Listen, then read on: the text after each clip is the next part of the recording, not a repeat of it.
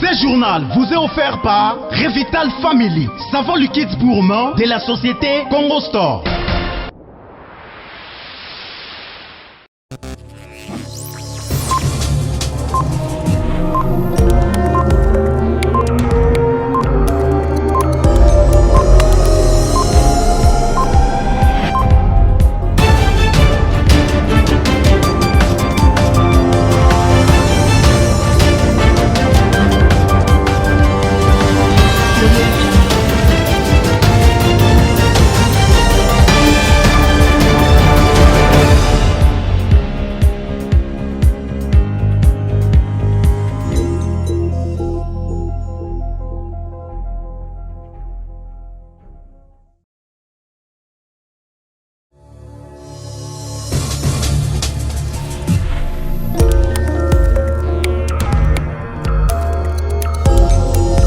Lundi 20 juin 2022, une date historique pour la RDC. 61 ans après, la dépouille de Patrice Lumumba est remise officiellement par la justice belge. C'était au palais d'Edmond à Bruxelles. Constitué d'une dont la dépouille de Lumumba fera une tournée de quelques villes de la RDC.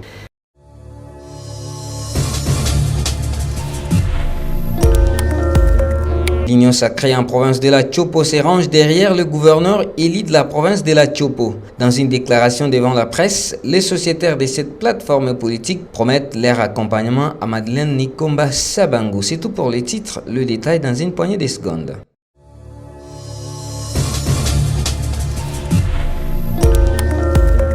Plus de 60 ans après sa mort, la dépouille de Patrice Lumumba, le premier ministre congolais, a été restituée à sa famille et à la RDC. La dépouille est constituée d'une dent conservée toutes ces années par l'un des policiers belges qui avait été chargé de faire disparaître toute trace du héros national lors de son assassinat.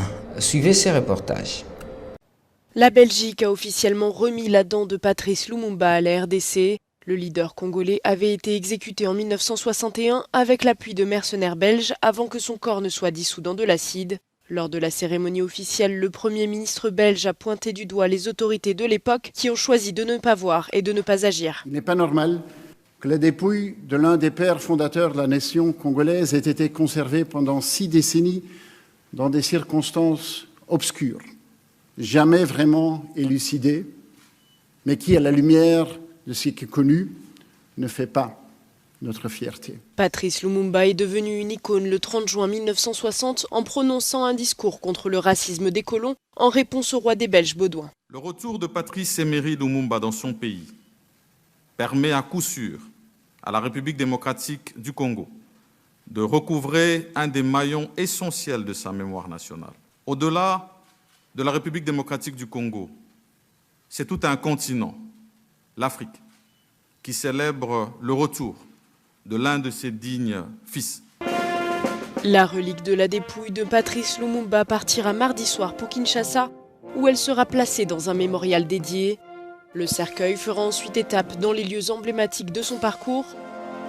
La dent sera inhumée le 30 juin, date anniversaire de l'indépendance congolaise.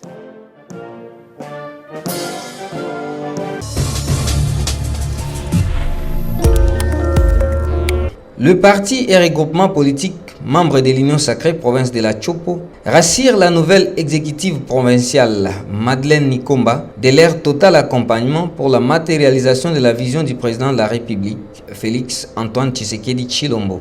C'était au cours d'une déclaration faite ce lundi 21 juin 2022 devant le bureau fédéral de l'UDPS. Suivez un extrait de cette déclaration. Message de félicitations des partis et regroupements politiques membres de l'Union sacrée de la nation, province de la Chopo, adressé aux honorables Madeleine Nikomba Sabangu et Paulin Lendongolia, proclamés définitivement gouverneur et vice-gouverneur de la province de la Chopo. Nous, partis et regroupements politiques, membres de l'Union sacrée de la nation, province de la Chopo, avons appris avec joie la proclamation définitive de leur Excellence Madeleine Nikomba Sabangu et Paulin Lendongolia Lebabonga, respectivement gouverneur et vice-gouverneur de la province de la Chopo, par l'arrêt du Conseil d'État rendu mercredi le 15 juin 2022 et leur présentons nos très vives et chaleureuses félicitations. En effet, la coordination de l'Union sacrée de la nation Chopo remercie de prime abord le président de la République, chef de l'État, son Excellence Félix Antoine Tshisekedi Tshilombo, qui ne ménage aucun effort pour asseoir l'état des droits en République démocratique du Congo, tout en privilégiant l'indépendance du pouvoir judiciaire. Félicite les élus provinciaux de la Chopo pour leur choix judiciaire. Rassure sa volonté manifeste d'accompagner les nouvelles exécutives provinciales dans la matérialisation de la vision des chefs de l'État dans notre province. Invite la population chopoloise en général et boyomaise en particulier à leur réserver un accueil chaleureux. Puisse Dieu, le Tout-Puissant, leur comble de sagesse et de l'intelligence en vue d'accomplir les attentes de la population chopolaise. Le responsable de l'église Cité des Refuges appelle ses fidèles à l'éveil et de n'obéir qu'à la parole de Dieu. Gilles Mulindwa, qui se présente comme celui qui vient libérer les disciples de Jésus dans la province de la Chopo, les convie à quitter les distractions de ce monde et de venir en Christ. Appel lancé le samedi 19 juin dernier lors de son arrivée à Kisangani. Reportage Pompon Beokobana. C'est dans l'après-midi du samedi 19 juin 2022 que le responsable de l'église Cité des Refuges a foulé le sol bohémien via l'aéroport international de Bangbuka en provenance de l'Afrique du Sud. Plusieurs de ses fidèles se sont rendus à grand nombre à l'aéroport, lui réserver un accueil délirant, tout ceci dans une ambiance festive. Dès l'aéroport, Gilles Mulindwa s'est dirigé directement à la place de la Poste pour communier avec une foule immense qui l'attendait. En ce lieu, le numéro 1 de cette église a appelé ses fidèles à la vigilance face aux fausses doctrines, à bannir la paix et de ne pas se livrer à des distractions derrière des hommes de Dieu.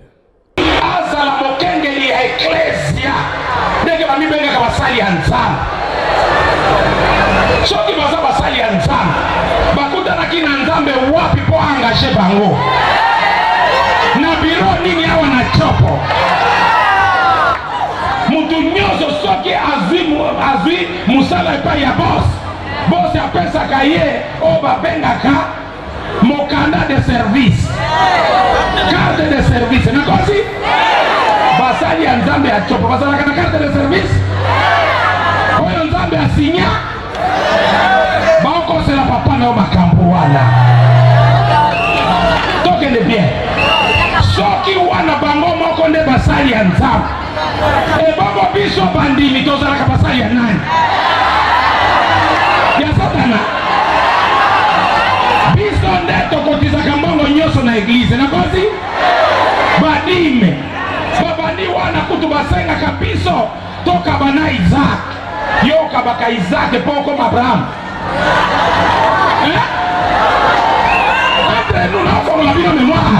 Après cette étape de Kisangani, le prophète Mulindwa Gilles va mettre le voile vers la province du Maniema où il est également attendu par plusieurs de ses fidèles.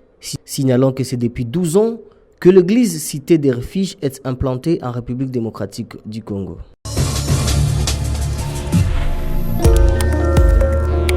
La secrétaire permanente et porte-parole du parti politique Palou appelle les femmes de la province de la Chopo à faire bloc pour booster les candidatures féminines aux élections de 2023. Tout en saluant l'élection d'une femme à la tête de la province de la Chopo, Auriel promet de se lancer dans la sensibilisation des femmes chopolaises pour une prise de conscience collective. Bana kokoso gestion na bango nyoso calamité zwana ebima libanda bo ebima na poisa parce qu'elle va faire la différence et je viendrai l'accompagner à tout moment je serai ici pour l'accompagner et ensemble nous allons sensibiliser les femmes parce que tokobando sala biso bana ya Chopo désormais moi na Chopo moi si moko azui moi pour ce moko ya pouvoir elle se fait entourer par les femmes tous ces belés basi ya mayel Tu es belé, on commence par minuit à Libosonanga.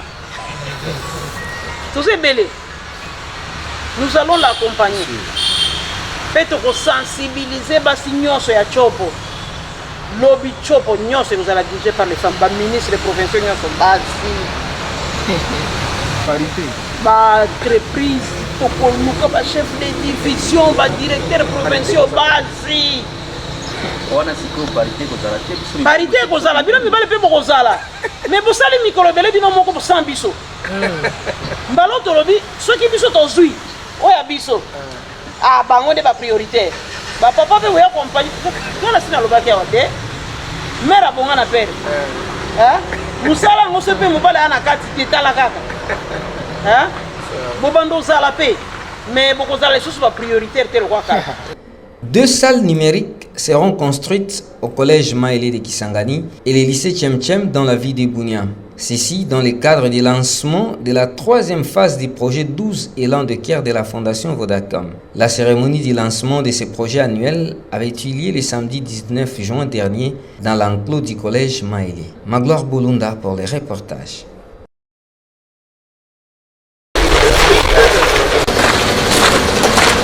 La Fondation Vodacom, qui est actuellement en tournée de région, a procédé ce vendredi 17 juin 2022 au lancement de son vaste programme annuel intitulé Les 12 élans de cœur de la Fondation Vodacom. C'était ce vendredi 17 juin 2022 dans l'enclos du collège Maélé, en présence de plusieurs personnalités dont le gouverneur provincial intérimaire Maurice Habib Sakapela, les ministres provinciaux de l'enseignement, de la santé, du genre, les membres du conseil de sécurité, ainsi que le maire de la ville de Kisangani. Ce programme, qui est dans sa 3e phase, après l'Équateur, le Nord Kivu et aujourd'hui la Grande Orientale, vise à transformer des milliers de vies en heures d'essai grâce à la technologie dans 4 secteurs clés du développement social du pays, à savoir l'éducation, la santé, le bien-être et l'inclusion pour tous. À travers ces projets, la Fondation Vodacom Congo, en partenariat avec la Fondation Bakambu, procédera à l'installation de 2 classes numériques au sein du lycée Tchem à Bunia et le collège Maélé à Kisangani. Outre ces 2 classes, une autre classe numérique sera installée dans la ville d'Iziro au complexe scolaire spécial Beteda. 2 travaux totalement financés par les agents de Vodacom Congo dans le cadre de la célébration de 20 ans de cette entreprise de télécommunications. Dans ce mot de circonstance, au cours de cette cérémonie, le responsable provincial de Vodacom Congo, Papi Amouri, a déclaré que la caractéristique particulière de Vodacom Congo est surtout mise en évidence dans son contrat social avec les communautés où elle contribue au développement socio-économique de la RDC à travers des projets canalisés sur la numérisation de l'enseignement supérieur en RDC, l'accès à l'éducation gratuite, abordable et de qualité, l'intégration des services financiers sur le marché congolais à travers les produits M-Pesa et la disponibilité des plateformes adaptées aux petites et moyennes entreprises.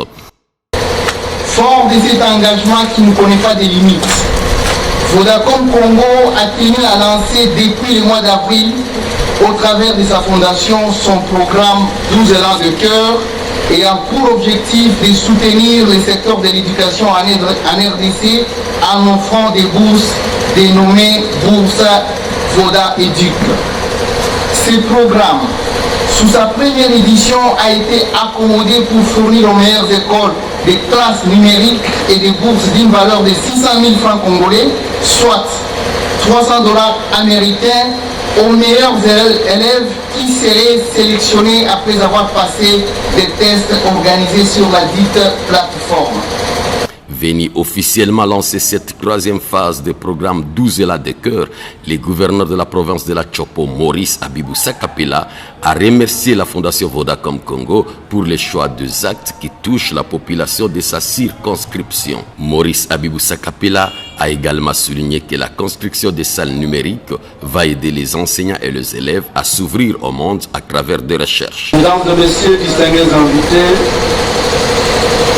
il est de notoriété publique que Vodacom Congo reste parmi les partenaires privilégiés du gouvernement congolais en général et de la province de la Chopo en particulier. Vodacom Congo qui lance aujourd'hui son programme annuel dénommé le 12 élan de cœur de la Fondation Vodacom dans la province orientale nord de Mambwe.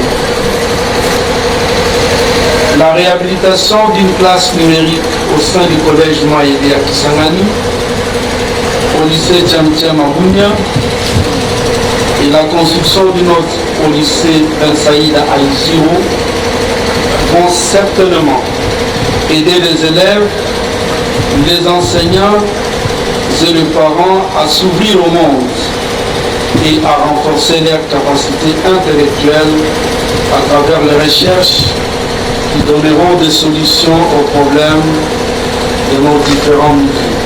Toujours dans le cadre de la troisième phase du programme annuel 12 élans de cœur, la Fondation Vodacom Congo va également octroyer des bourses Voda Éduc à 100 élèves issus des écoles de la Grande Orientale. Ceci pour promouvoir l'éducation de qualité dans cette partie de la RDC. Vodacom Congo offrira également 25 bourses d'études universitaires aux finalistes d'État 2022. Ceci dans le cadre de la 5e édition des bourses Vodacom Exeta. Elle construira également un forage pour desservir les sites de déplacés de guerre de Téléga en eau potable.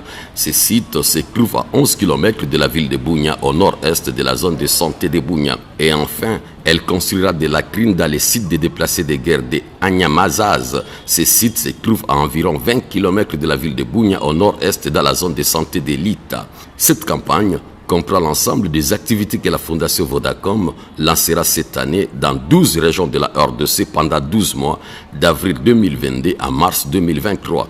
Les régions concernées sont les suivantes: Kinshasa, Congo central, Nord Kivu, Sud Kivu, Kasaï oriental, Kasaï occidental, Bandundu, province orientale, Équateur, Maniema, Katanga et Lualaba.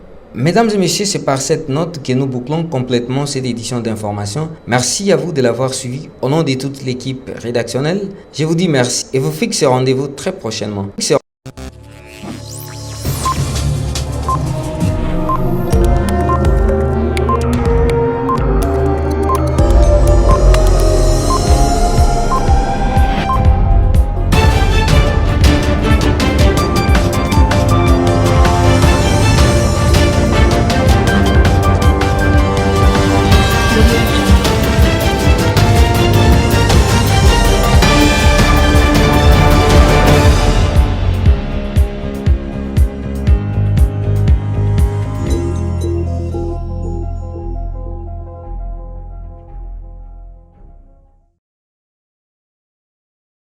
Ce journal vous est offert par Revital Family, savon liquide gourmand de la société Congo Store.